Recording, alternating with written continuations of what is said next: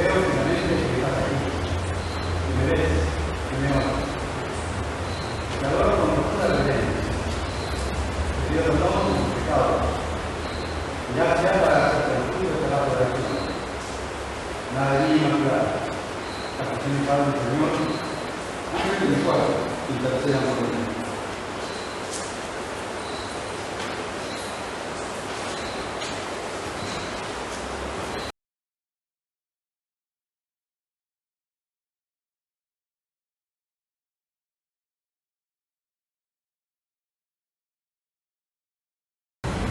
Nuestra Madre, la Iglesia,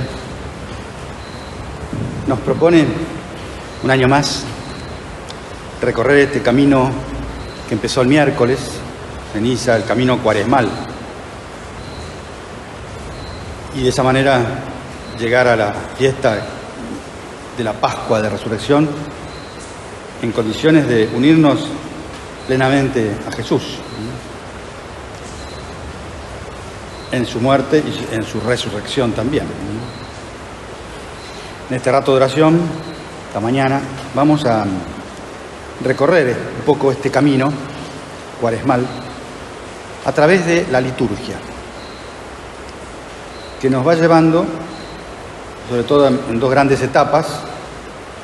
Una primera, que resalta el papel de nuestro esfuerzo, nuestra lucha por cambiar, siempre contando con la ayuda de la gracia, por supuesto, para tratar de convertirnos, para estar a la altura de ese gran acontecimiento que es la Pascua. Y la segunda etapa que nos propone la liturgia se basa más, se apoya y resalta el papel de Dios por su gran misericordia, que está siempre dispuesto a ayudarnos en esta preparación. Entonces, vamos a ir viendo las lecturas de la misa de los domingos, que están elegidas, aunque van variando un poco cada año, pero todas tienen este mismo esquema, en el que empieza, algunas incluso siempre son iguales, como el caso del miércoles de ceniza y la del primer domingo,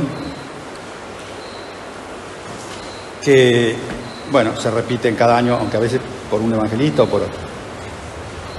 Lo primero que nos señala la liturgia es cómo deben ser, con qué espíritu deben ser hechas nuestras obras para poder reparar, para poder hacer penitencia, que son la oración, el sacrificio y las obras de caridad. ¿Con qué espíritu se tienen que hacer?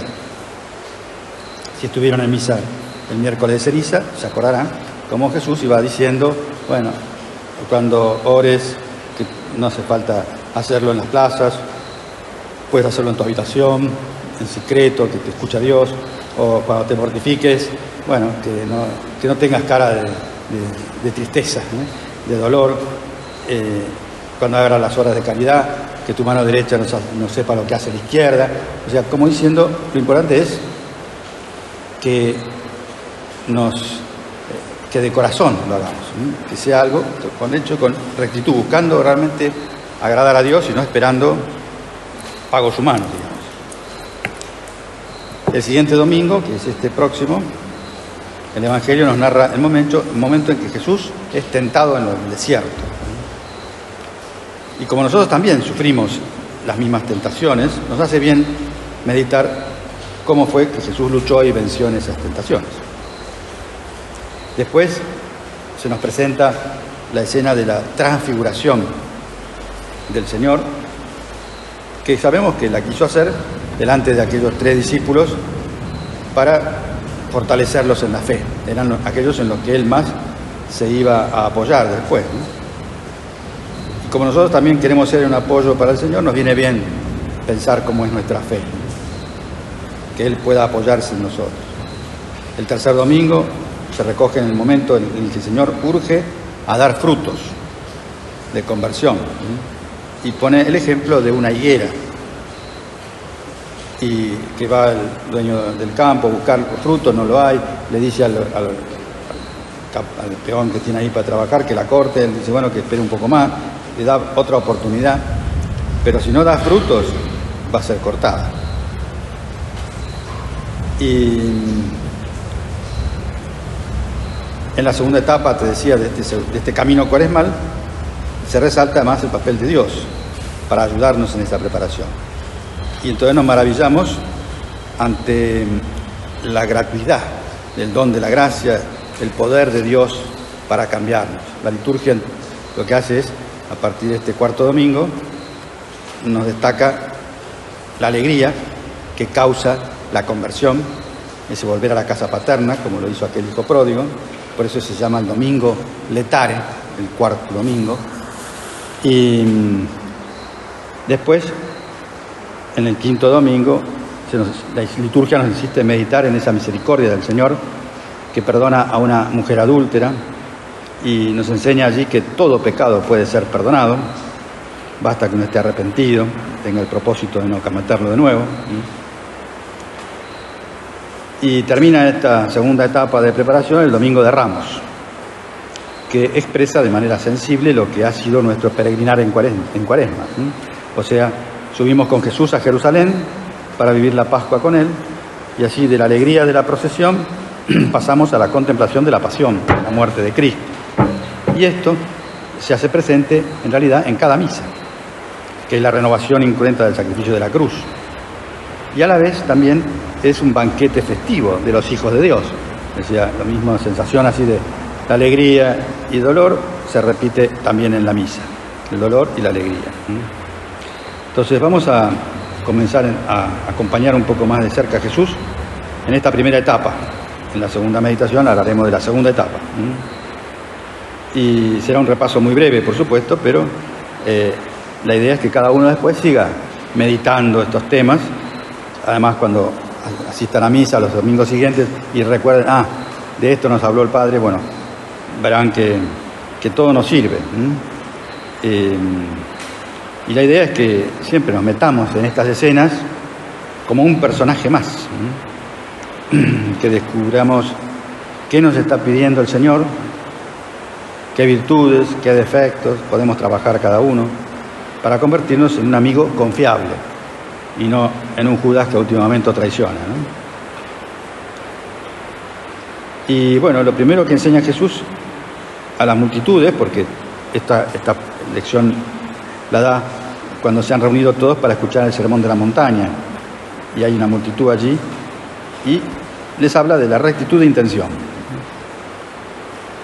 que para que esas obras que son buenas, como las obras penitenciales, para que realmente sirvan, no basta que estén bien hechas, digamos, sino que tienen que estar hechas con el corazón, queriendo. La oración, si es así, hecha bien, será perseverante, será sincera, confiada. La mortificación se concretará en pequeños sacrificios o negaciones de uno mismo, materias chicas en lo posible, pero que en lo posible redunden en el bien de los que me rodean. La caridad, no solo la limosna, sino viendo a Jesús en todas las personas que tienen una necesidad, dando con más generosidad, sin esperar retribución.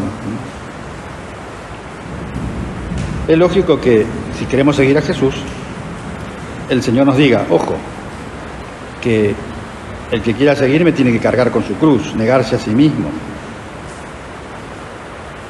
Y muchas veces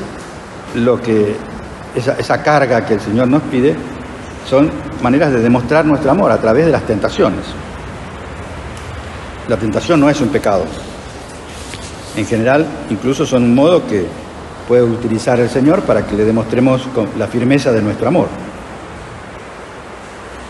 Y bueno, y las tres tentaciones que tuvo Jesús, que las meditaremos en la misa esta tarde o mañana,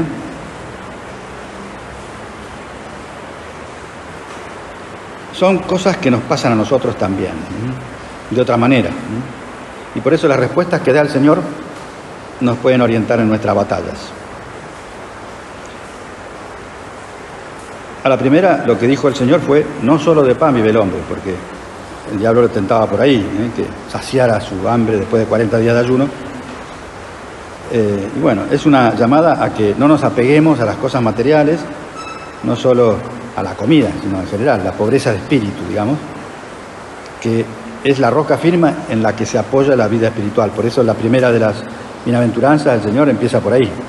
Bienaventurados los pobres de espíritu, porque es el fundamento. Así se puede edificar y se puede resistir a todas las tempestades, a las tentaciones que vengan. Cuando uno tiene esa pobreza de espíritu. La segunda tentación que el diablo le hace es, un poco recurre al mismo argumento que usó con Adán y Eva y que le había dado buen resultado, que es la soberbia. Ser el centro del universo, llamar la atención, ser reconocido, premiado por lo demás. No depender de otros, ser yo el que decide lo que está bien y lo que está mal, el que pone las reglas de juego. Tener mi propia religión, ocupando el lugar de Dios Padre Creador. Y por eso la respuesta de Jesús es clara: solo al Señor tu Dios adorarás. La soberbia la tenemos siempre, hasta que nos muramos, y incluso San José María decía que hasta horas después seguirá estando, ¿no? Imagino que él se acordaba de haber visto algún de estos velorios con mucho gasto de pompa y eso, a lo mejor pedido por la misma persona que se murió, pero bueno, por dar el gusto hacen como él había dicho, y ahí son cosas de vanidad que a lo mejor están mostrando la soberbia que había después de muerto también. Bueno, el asunto es que en el caso de Jesús nos pide que centremos a Dios en nuestra vida, que sea Cristo el centro de nuestra existencia, ¿no? Y no nosotros mismos. Entonces habrá que estar siempre atentos para cuando a lo mejor nos sentimos heridos porque no nos han agradecido, cuando a lo mejor algo no nos sale como habíamos esperado y nos sentimos humillados porque, bueno, se nota claramente nuestro error. Pensar que todo lo que nos ayuda a crecer en humildad es una forma de crecer en el amor a Dios, ¿no? En ponerlo a Él más en el centro. Y la tercera tentación que el diablo le propone a Jesús, que también nos pasa a nosotros, es que confíen que los ángeles lo van a agarrar si se tropieza. Un poco tentar es esperar de Dios milagros innecesarios. Pedir que los ángeles nos impidan tropezar es una forma de tentar a Dios. La santidad que nos propone Dios no supone hacer cosas extraordinarias, sino que consiste en buscar amar a Dios en las circunstancias ordinarias de la vida. Por eso contamos con toda su ayuda. Y hacer las cosas por amor a Dios, poniendo amor, hará que seamos cada vez menos egoístas, menos perezosos, más alegres, y avancemos por este camino de santidad, sin necesidad de que Dios haga cosas extraordinarias. Entonces, el desprendimiento de las cosas materiales, la humildad, buscar la santidad en lo cotidiano, son un buen resumen de lo que el Señor espera de nosotros y hacia dónde pueden apuntar nuestras tentaciones y nuestras conversiones cuaresmales. 3 campos bien claros. Bueno, la fe cristiana, siguiendo el ejemplo de Jesús, en unión con Él, implica una lucha contra todas las dominaciones del mundo tenebroso en que vivimos. El diablo actúa, no se cansa, tampoco hoy se cansa de tentar a los que quieren vivir cerca de Dios. Y por eso, al prepararnos para este combate, tenemos que acudir con confianza a los medios sobrenaturales. San José María proponía una táctica muy sobrenatural que decía: ¿sostienes la guerra? Que serían las luchas diarias de tu vida interior, en posiciones que colocas lejos de los muros capitales de tu fortaleza. Y entonces el enemigo acude allí, a tu pequeña mortificación, a tu oración habitual, a tu trabajo ordenado, a tu plan de vida. Y es difícil que llegue a acercarse hasta los torreones flacos para el asalto de tu castillo. Y si llega, llega sin eficacia. Pero bueno, Dios es consciente de nuestra poca fe. Y por eso, en este segundo domingo de Cuaresma, tercero, la Iglesia nos anima a considerar esa escena de la transfiguración, como una manera de pensar, bueno, Dios se nos puede transfigurar en cada cosa que tengamos entre manos. Es decir, podemos ver a Dios, la voluntad de Dios, eso que hacemos al rezar el cuarto misterio luminoso, ¿no?, el Santo Rosario, ¿no? Porque Jesús es Dios, ¿no? Y ese Cristo que padeció y murió por nuestros pecados, ese que resucitó, es el Hijo de Dios y está vivo, ¿no? Y está ahí, presente en el sagrario. Y quiere estar en todas nuestras cosas. Se nos quiere de alguna manera transfigurar en todas nuestras obras. O sea, quiere que lo veamos a Él, en nuestro trabajo bien hecho, en nuestro trato bueno con los demás. Y por eso la mejor manera de corresponder a tanto amor de Dios es eso, es creer que Jesús es verdadero Dios. Pero claro, creer y confiar de verdad, eso hace operativa nuestra fe, supone dos gestos, podríamos resumir, ¿no? Dos actitudes de nuestra parte. Positivamente, jugarnos por Él, correr riesgos.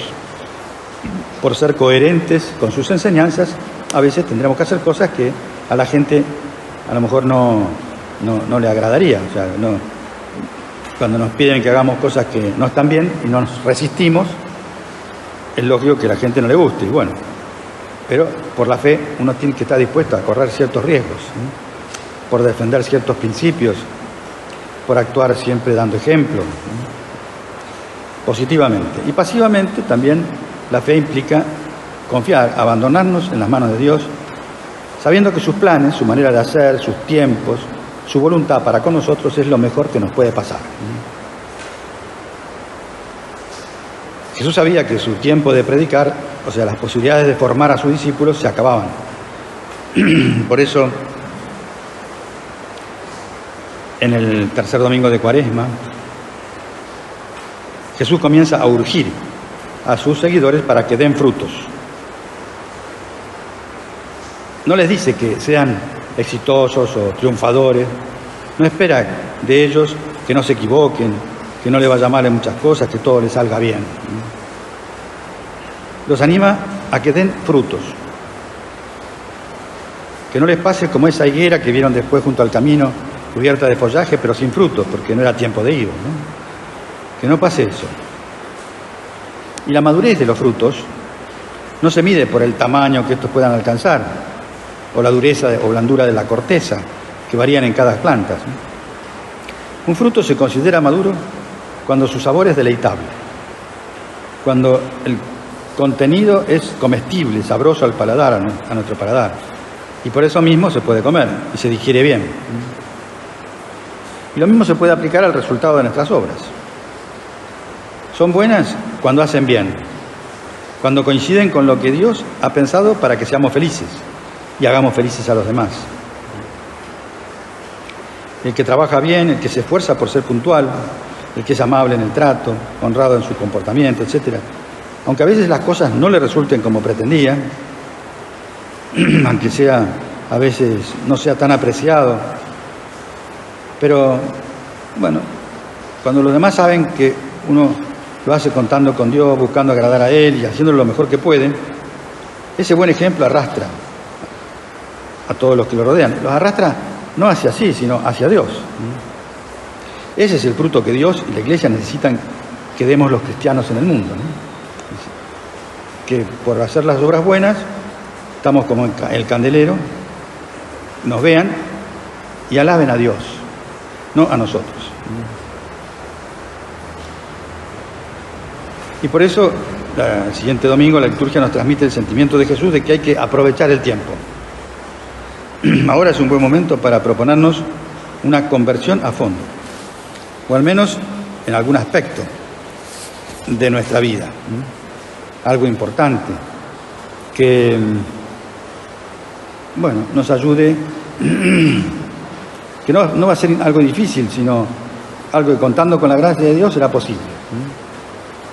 Y sobre todo que pensemos siempre, cuando Él nos da luces para que nos demos cuenta de que podemos luchar en algún punto determinado, descubrir un aspecto de nuestra vida o de una virtud, lo que sea. Cuando Él nos da las luces para entenderlo, para verlo, así es que nos está dando también la fuerza para la lucha, para que reaccionemos y para que no sigamos retrasando el comienzo de esa batalla aparentemente insignificante, detalles chicos.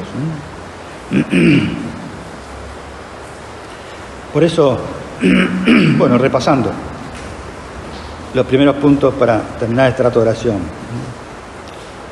Rectitud de intención a la hora de hacer las cosas, incluso las cosas buenas.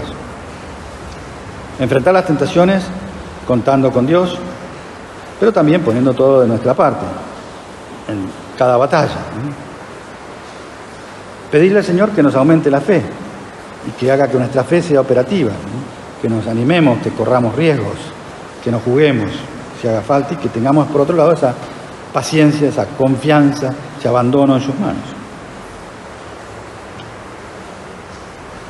Y sentir la urgencia de empezar ya esa lucha por nuestra conversión para dar buenos y abundantes frutos. Antiguamente, durante la Cuaresma y en la Iglesia de Oriente, en Rusia, por ejemplo, los cristianos siguen haciéndolo así, el ayuno y la abstinencia era a los 40 días. Después, en Occidente se mitigó un poco y ahora el ayuno es nada más que 2 días, el primero, el miércoles de ceniza, y el último, el Viernes Santo. Pero, bueno, eso no impide, los viernes siempre son de abstinencia de carne. Los otros son ayuno y abstinencia, ¿no? En algún momento en la Argentina también los obispos habían conseguido de la Santa Sede un permiso para que aquí no hubiera abstinencia todos los viernes del año, como pasa en otros lugares de la Iglesia, de Europa, ¿no? En general, del mundo. Solamente quedaron los viernes de Cuaresma. Después, los mismos obispos pidieron que ya no sea así, ya empezó a ser viernes penitencial todos los viernes del año, salvo que coincida con una solemnidad. Y bueno, ese hecho de que la Iglesia no nos exija tanto ayuno, apenas un poco de abstinencia de carnes, que aquí cuesta más, a lo mejor en otros lugares al revés, comen muy poquita carne y un día que no coman es lo normal, porque siempre comen pescado u otras cosas, ¿no? Pero bueno, en nuestro caso puede ser un poquito más difícil. Por supuesto, si uno no puede, porque es lo único que hay, no se acordó, no pasa nada, ¿no? Pero entonces hay que cambiarlo por otra cosa, ya que me olvidé y comí carne, entonces puedo rezar un rosario, ir a misa, no sé, hacer otro acto de piedad que me sirva para reemplazar por esa abstinencia de carne, ¿no? Que, bueno, en realidad se puede hacer ese reemplazo ya no de un modo así normal, sino cuando pasó algo que impidió que uno lo haga, pueda hacer la abstinencia, ¿no? Bueno, continuaremos después avanzando con la liturgia para aprovechar la gracia sacramental específica de este tiempo, que es un tiempo fuerte porque son gracias especiales, así lo llama la teología litúrgica.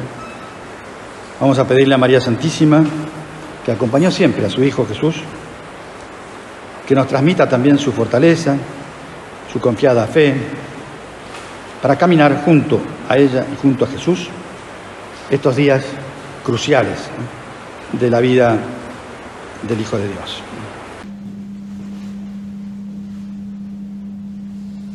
Te doy gracias, Dios mío, por los buenos propósitos, afectos e inspiraciones que me has comunicado en esta meditación.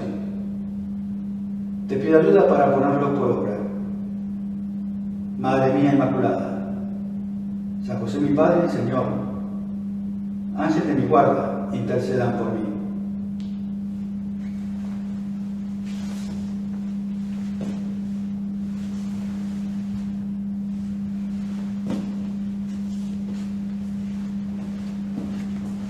Examen. Acto de presencia de Dios. Como preparación para la Pascua, el Señor nos regala cada año la Cuaresma, un tiempo de oración y penitencia. ¿En qué aspectos de mi vida está el Señor esperando una conversión de mi corazón?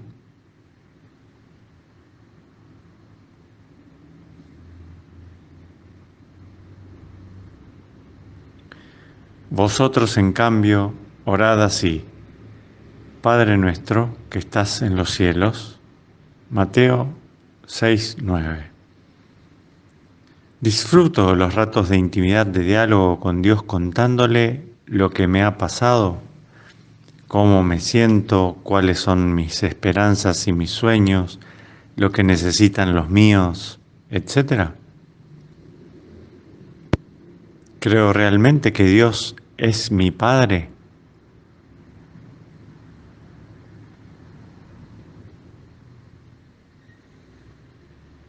Tú, en cambio, cuando ores, entra en tu cuarto, cierra la puerta y ora a tu Padre que está en lo secreto.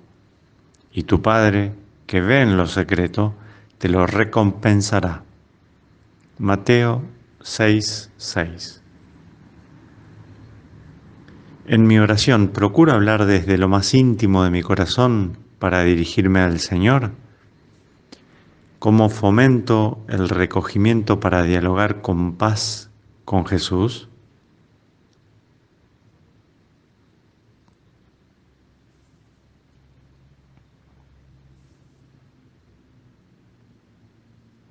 Si el grano de trigo no muere al caer en tierra, queda infecundo, pero si muere, produce mucho fruto. Juan 12:24. El espíritu de penitencia está principalmente en aprovechar esas abundantes pequeñeces, acciones, renuncias, sacrificios, servicios que encontramos cada día en el camino y formar así un ramillete al final del día, un hermoso ramo que ofrecemos a Dios. Camino número 408.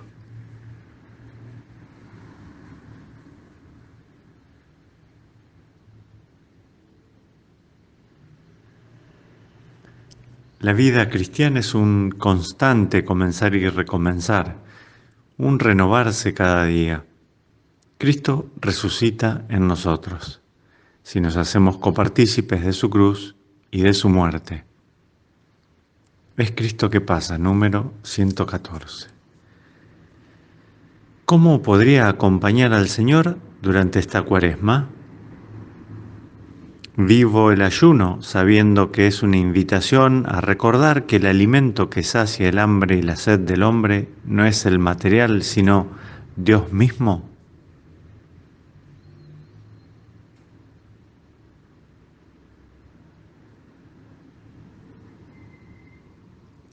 Cuando estaba lejos, lo vio su padre y lleno de compasión, corrió a su encuentro, se le echó al cuello y le cubrió de besos. Lucas 15:20. Dios está continuamente esperándonos. Procura acudir con esperanza a la misericordia del Señor, sabiendo que la confesión inunda de alegría y de fuerza. Amigos de Dios, número 214.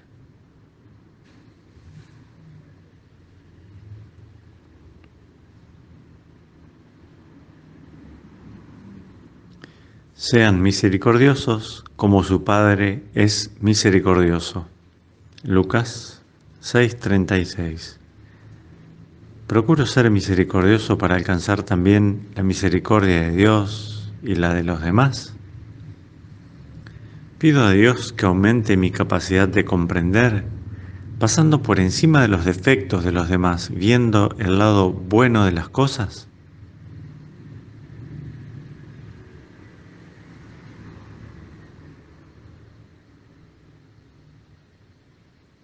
Ustedes guardan rencor a sus hijos, ¿verdad que no? Así Dios, nuestro Señor, en cuanto le pedimos perdón, nos perdona del todo. Es estupendo. Palabras de San José María, recogidas en el libro Antes, Más y Mejor. Conservo algún rencor para el que podría pedir al Señor ayuda, de modo que mi perdón sea más real y sincero?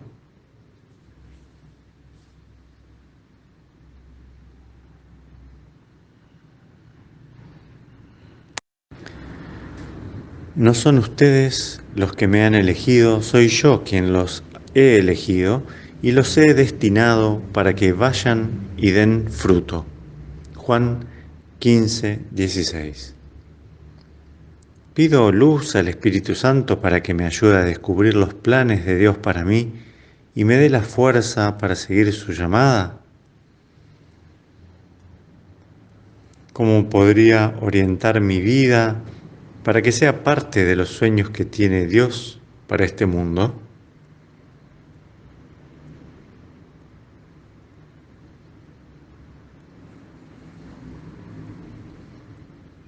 Acto de contrición.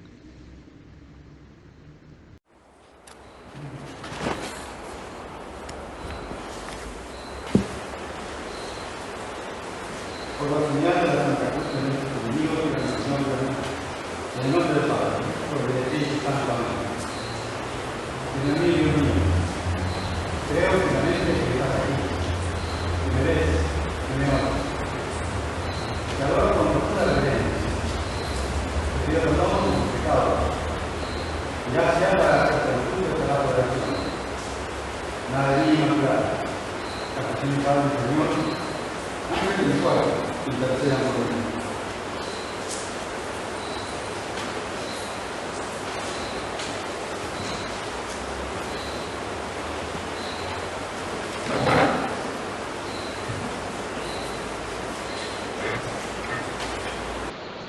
Continuamos avanzando por el camino cuaresmal que nos propone la liturgia. La idea es compartir los mismos sentimientos que tuvo Cristo Jesús, para aprovechar así esas gracias especiales propias de este tiempo. Y así el Espíritu Santo podrá mostrarnos más claramente en qué cosas podemos cambiar, cómo hacer esa conversión de nuestra vida espiritual y humana. Repasando a grandes rasgos los pasos que ya hemos dado y meditado, podemos ver allí ya algunos campos en los que quizás se podría concretar nuestra conversión. Nuestra manera de hacer la oración, el espíritu con que nos sacrificamos o dejamos de hacerlo a veces, el servicio a las personas que nos rodean, nuestra respuesta a las tentaciones que nos dan ocasión siempre, como a Jesús, de hacer actos de amor a Dios y a los demás. Las tentaciones contra las cosas materiales, posesión de materiales, las tentaciones contra nuestra humildad, la tendencia a la soberbia, o de querer ser el centro nosotros y no Dios en nuestra vida. La conveniencia de pedir a Dios que nos aumente la fe. Siempre hace falta pedírselo para corresponder a sus llamadas, para sentir como Él la urgencia de dar frutos con su ayuda. Entonces, en esta segunda parte, te decía, del camino que comienza con el cuarto domingo, con la narración evangélica de la parábola del Hijo Pródigo, al que también llamamos Padre Misericordioso. Ahí, en esa parábola, se describen los pasos de toda conversión. Padre, dame la parte de la herencia que me corresponde. Lo primero es siempre esa fascinación de una libertad ilusoria, abandonando la casa paterna, las responsabilidades, la contención de unos horarios, unas reglas de vida. Toda tentación empieza así, con esa fascinación ilusoria de que vamos a hacer las cosas nosotros mejor que lo que Dios ha pensado.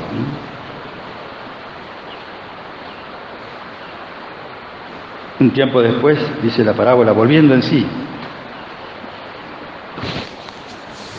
parece que este chico hizo examen de su propia vida, ¿no? Y a veces nos viene bien. Para eso sirven mucho los cursos de retiros y en general todos los momentos de oración, hacer examen de la propia vida, de las consecuencias a las que nos puede llevar, como en aquel caso era el cuidar unos cerdos, ¿no? Cuando uno se deja llevar por su voluntad, por el pecado, ¿no? El chico cuando vuelve en sí se compara con los jornaleros de la casa de su padre y ve clara la situación miserable a la que le habían llevado sus desarreglos. Pero no se queda deprimido, aplastado, no desespera, sino que empieza a considerar la bondad y la misericordia de su Padre, ¿no? Y eso es lo que también a nosotros el Señor nos anima muchas veces, ¿no? Sí, ya se sabe que vamos a volver a caer, que nuestros pecados se repiten, pero es bueno que pensemos que Jesús es más misericordioso, más Dios Padre es más bueno que todos los padres de la tierra. Por eso este chico cuando hace examen y ve su dolor, no es solo por la lastimosa situación en la que ha caído, sino también porque cuando recapacita ve el sufrimiento que ha causado a su padre con su pecado. Y por eso su reacción es: me levantaré, miraré para arriba, levantaré mi esperanza, mi visión sobrenatural. Iré a mi padre y le diré: Padre, ya no soy digno de ser llamado hijo tuyo. Trátame como uno de tus jornaleros. O sea, nace en él el propósito de enmendar su vida.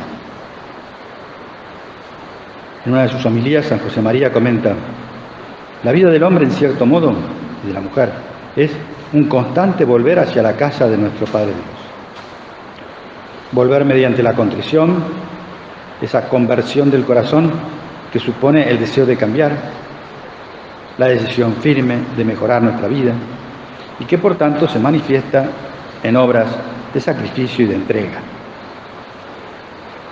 El Señor es el que nos atrae hacia sí.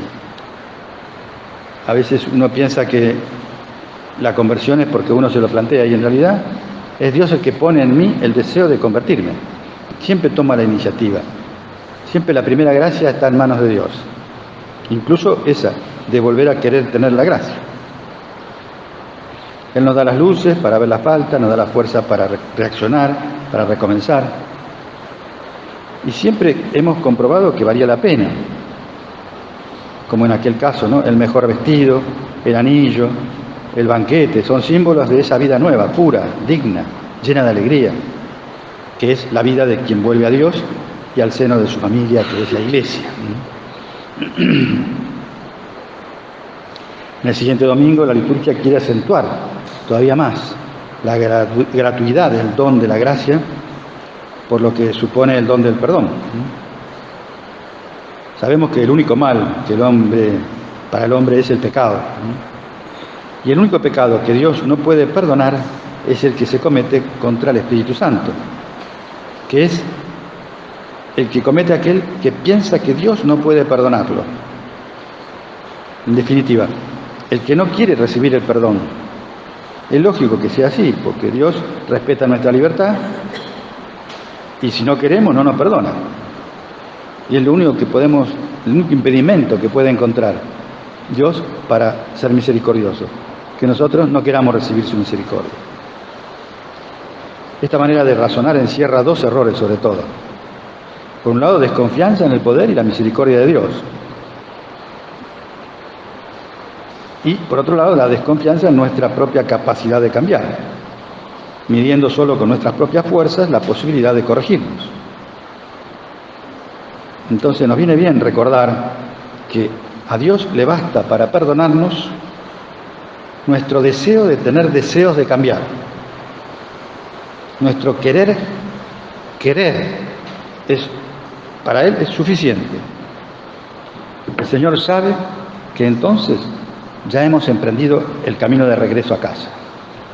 Cuando empezamos a querer.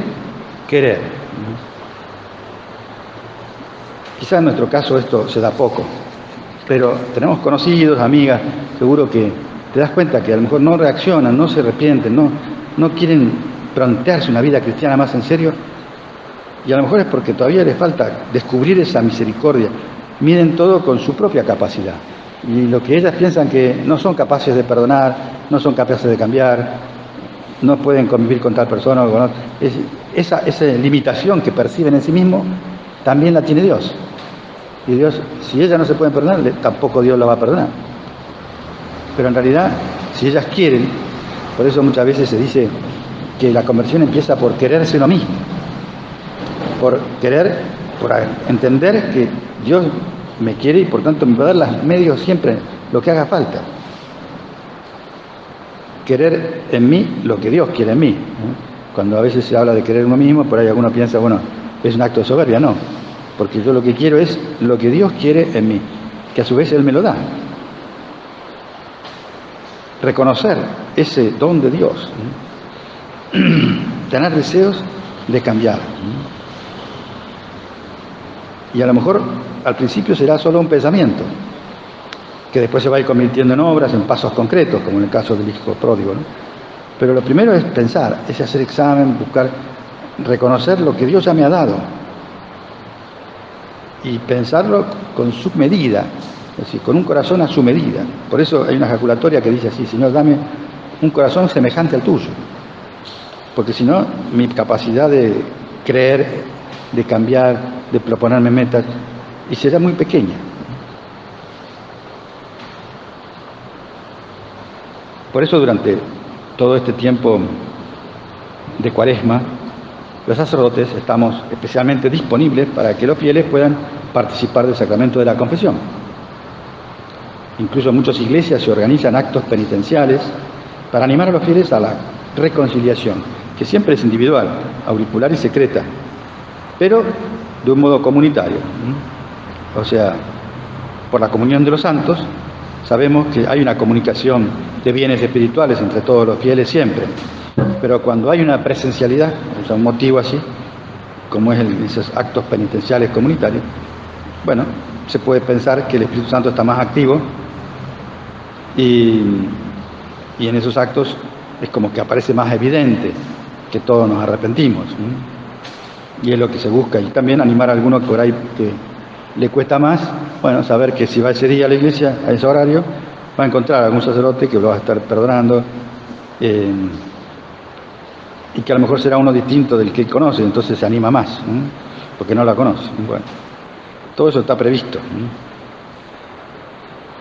Bueno, en cualquier caso, lo que se trata es de ayudar a los creyentes, a todos, a unirse más a la Pascua de Cristo, es decir, participar del paso de la muerte a la vida, que eso significa la Pascua, ¿no? Paso. ¿Y qué mejor preparación para pasar de la muerte a la vida que la preparación que significa la confesión? Cuando es clara, concisa, completa, es el mejor modo de disponernos a empezar de nuevo.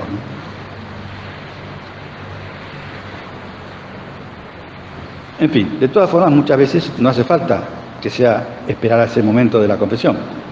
En muchas ocasiones basta que le digamos al Señor que estamos arrepentidos: Señor, perdóname, o un gesto, ¿no? A veces de desandar los pasos que nos apartaron de Él, serenamente, sonreír, mirar con ternura a la persona que hemos tratado mal, ayudarla, acompañarla con dificultad, interesarme por las cosas de la otra persona.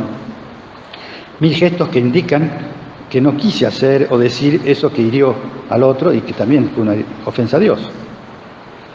Y entonces no hace falta esperar a que vaya a la confesión, ya puedo pedirle perdón y puedo empezar de nuevo. Puedo decirle, como en el Padre Nuestro: perdónanos, Padre, nuestras ofensas, como también nosotros perdonamos a los que nos ofenden. Bueno, todos los domingos de Cuaresma la liturgia se viste de color morado, cuando hay casulla color morado. Si no, se puede usar el blanco siempre, ¿no? Pero si hay morado. Y el morado simboliza la penitencia, la austeridad. Nos quiere recordar a través de esa liturgia de que cómo el Señor espera que nos unamos a Él, ayudándole a llevar la cruz. Los sacerdotes a veces podemos decir unas oraciones interiormente cuando nos revestimos, después de ponernos el alba, el cíngulo, nos ponemos una estola y una casulla. Y hay una oración que está recomendado que podamos decir los sacerdotes, que dice así, como nadie la conoce, aprovecho para leérsela. Dice: devuélveme, Señor, la estola de la inmortalidad, que perdí con la desobediencia de nuestros primeros padres. Y aun cuando me acerque sin ser digno a celebrar tus sagrados misterios, haz que merezca los gozos eternos. Eso decimos cuando nos ponemos la estola, esa cinta que va colgando del cuello, digamos, ¿no? Que simboliza en realidad la cruz de Cristo. Y después decimos, cuando nos ponemos la casulla: Señor, que dijiste, mi yugo es suave y mi carga ligera, concédeme que lo lleve de tal modo que consiga los auxilios de tu gracia, así sea. Porque, bueno, por el pecado original de desobediencia perdimos la inmortalidad del alma, o sea, perdimos la posibilidad de no pecar, y ahora nos disponemos a cargar el yugo de Cristo con el auxilio de su gracia, o sea, ayudar a Jesús a llevar la carga de los pecados de toda la humanidad. O sea, la estola simboliza la cruz de los hombros y la casulla simboliza a todos los fieles a nuestro cuidado, a toda la Iglesia. Bien, el aspecto penitencial de este camino cuaresmal se ve interrumpido en la liturgia por la solemnidad de San José, el 19 de marzo. Ese día se cambia al color blanco en los ornamentos. En la misa se reza Gloria, que se había interrumpido porque es una alabanza propia de los domingos, pero durante la Cuaresma no se dice. Es natural que el día de la fiesta de San José tengamos especialmente presente a ese santo por su gran rol, destacado rol junto a la Madre del Señor en los difíciles momentos de la infancia y de la juventud de Jesús. Por las narraciones evangélicas sabemos que ya no estaba en la tierra cuando Jesús comienza su vida pública y por tanto no lo acompañó durante su pasión, su muerte, como sí lo hizo Santa María, su madre. Contemplando esta realidad, San José María Escrivá, que siempre trataba de meditar todos los misterios del rosario cada día, aunque sea unos segundos, se preguntaba cómo dar lugar a San José en los misterios dolorosos del Santo Rosario, porque ahí no estaba San José. Y bueno, siempre lo pensaba, y hasta que un día el Espíritu Santo le hizo ver, estaba en una época en que, unos días que estaba de viaje por tierras brasileras. Él contaba todo esto, ¿no? Un año antes de su muerte, 1974. Él siempre había enseñado que la mejor forma de aprovechar la lectura del Evangelio es meterse en las escenas como un personaje más. Y entonces vio que podía, con su imaginación, reemplazar a San José en aquellos momentos. Imaginar qué hubiera dicho o hecho el santo en aquellas circunstancias, sin llamar la atención, junto a su esposa, de un modo escondido, silencioso. Se uniría al dolor de los presentes e intentaría, como María, participar de esa labor redentora de la humanidad que se estaba desarrollando en aquellos momentos. Es seguro que María recordaría la fortaleza que le había demostrado San José en los duros momentos que compartieron mientras él estuvo a su lado, y que ese recuerdo le ayudase a no aflojar. A su vez, la humildad con que se habían movido los dos, siempre, sería la luz que guiaba sus pasos aquellos días. Y bueno, nuestra presencia espiritual no será igual que la de San José, pero también podemos transmitir y recibir algo de esa resiedumbre y de esa humildad del Santo Patriarca, siguiendo el ejemplo de cómo la vivía San José María, ¿no?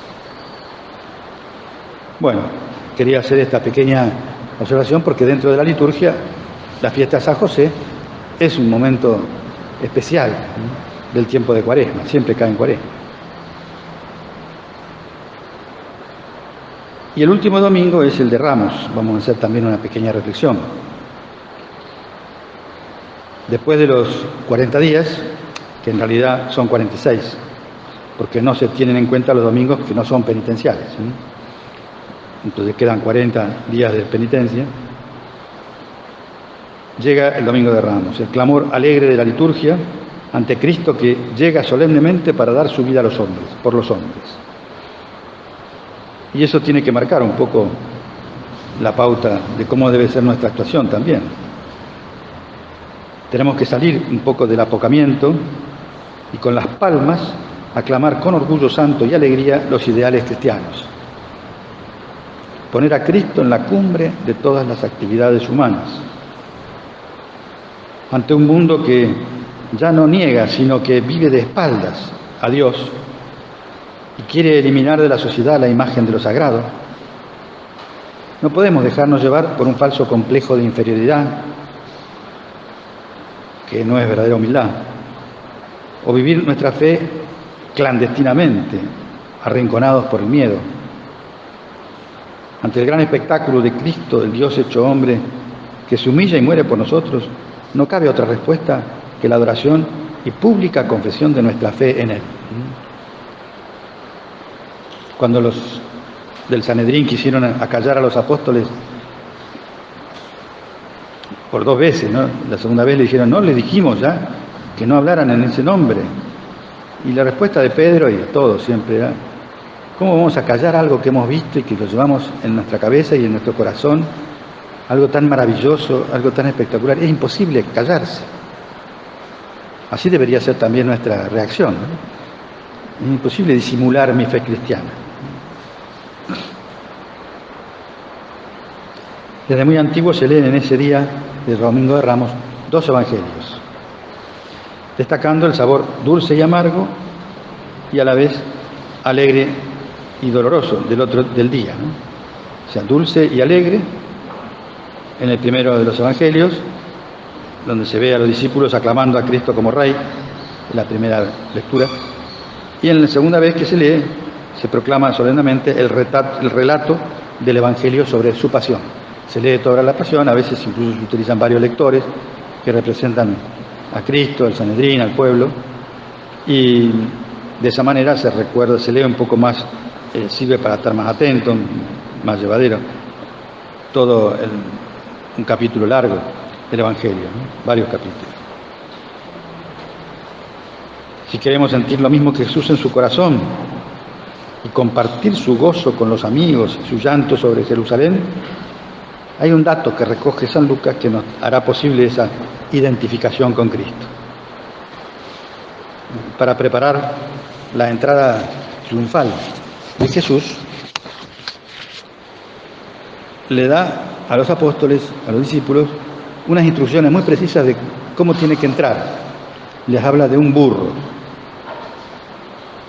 Podría haber elegido otro medio, una carroza, un caballo, un camello, como era en aquella época, ¿no? Pero no, elige un burro chiquito, novato, que lo pidió prestado para la ocasión, nada más. Así lo comentaba San José María. Hay cientos de animales más hermosos, más hábiles, más crueles, pero Cristo se fijó en él, porque Jesús no sabe qué hacer con la astucia calculadora, con la crueldad de corazones fríos, con la hermosura vistosa pero hueca. Nuestro Señor aprecia la alegría de un corazón joven, el paso sencillo, la voz sin falsete, los ojos limpios, el oído atento a su palabra de cariño. Así Él puede reinar en el alma. Es interesante un comentario que hizo el Papa Benedicto XVI. Decía, así como entonces el Señor entró en la ciudad santa a lomos de asno, así también la Iglesia en cada misa lo ve llegar a Dios bajo la humilde apariencia de pan y de vino. Por eso la escena del Domingo de Ramos, dice el Papa, se repite de algún modo en nuestras vidas. Jesús se acerca a la ciudad de nuestra alma a lomos de lo ordinario. Una buena expresión, muy gráfica, ¿no? Igual que aquella tentación que le hace el diablo a Dios, a Jesús, de reinar sobre todo el mundo que ve, y que Jesús le dice, no, solo a Dios y que en la vida cotidiana hay que buscarle, bueno, lo mismo decía el Santo Padre, ¿no? En la sobriedad de los sacramentos, con suaves insinuaciones, así resume también San José María. Vive con puntualidad el cumplimiento del deber cotidiano. Sonríe a quien lo necesite, aunque tú tengas el alma dolorida. Dedica sin regateo el tiempo a la oración. Acude en ayuda de quien te busca. Practica la justicia, ampliándola con la gracia de la caridad. Quien recibe a Jesús con humildad y sencillez, como aquel burrito, que nunca pensó que las alfombras de mantos y los vítores de las palmas fueran para él. Quien llega consigo a Jesús, así lo puede llevar siempre, a todas partes. Vamos a terminar pidiéndole a nuestra Madre que nos sostenga, como hizo con los apóstoles, con aquellos primeros discípulos. En por lo menos 3 oportunidades Jesús ya les había anunciado que Él iba a padecer y morir. Pero ellos no se enteraban, no lo entendían. Y no se atrevían a preguntar. Por eso fue tan importante la presencia de la Madre de Jesús cuando los hechos se precipitaron. Y María no se ausentó, estuvo con ellos, al menos hasta la venida del Espíritu Santo nos consta. Después, posiblemente haya estado con algunos de ellos, nada más, porque todos empezaron a dispersarse. Vamos a pedirle a ella que nos dé un corazón semejante al suyo también. Nosotros ya sabemos cómo termina la historia, que Jesús al final resucita. Pero vamos a pedirle a ella que nos haga contar con su fuerza, con su amor, para recorrer este camino cuaresmal que estamos comenzando, y llegar así a la Pascua de Cristo muy unidos, unidos a ella, a Jesús, viviendo nuestra propia Pascua, o sea, nuestra propia conversión, nuestro paso, de un amor débil a un amor encendido, fuerte, que a su vez podamos transmitir y que sea convincente, que muestre esa fe verdadera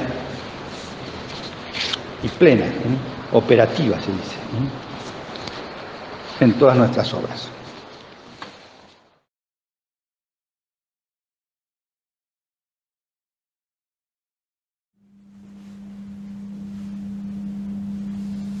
Te doy gracias, Dios mío, por los buenos propósitos, afectos e inspiraciones que me has comunicado en esta meditación. Te pido ayuda para ponerlos por obra. Madre mía Inmaculada, San José mi Padre y Señor, ángeles de mi guarda, intercedan por mí.